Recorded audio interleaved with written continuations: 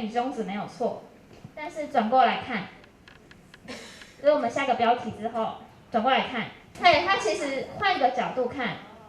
它不是在比中指哦。没错，看事情不能只用一种角度就断定真假好坏。同样的，对于媒体所传递的消息，也同样要停、看、听。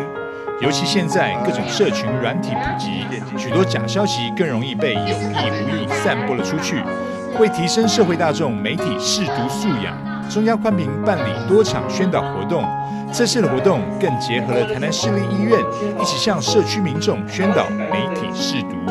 这一次我们结合中嘉集团来办理这样一个媒体识读的讲座相信对于我们的市民也好，或者我们这些社区志工也好，就多了一项武器多了一项技能，能够分辨这些真假新闻。那相信对民众的健康也好，或者是身心灵等方面的议题，乃至很多生活方面的问题我相信都会有一定的判断力。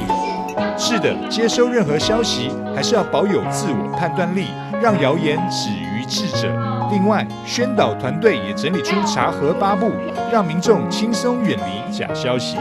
上这个课程感觉讲加捌做是真济，因为咱一寡咱普通咱袂去个想到的代志啦像咱袂去查证的，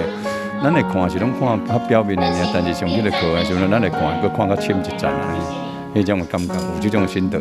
阮的志工来这个中嘉集团这个媒体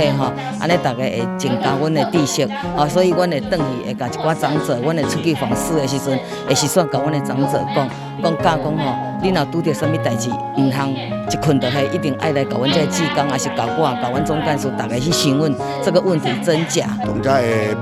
电视台来这甲阮访问伊这就是要互这老大人会当去互这个骗子的预防被他们欺骗了这是我们所老人家所需要知道的问题。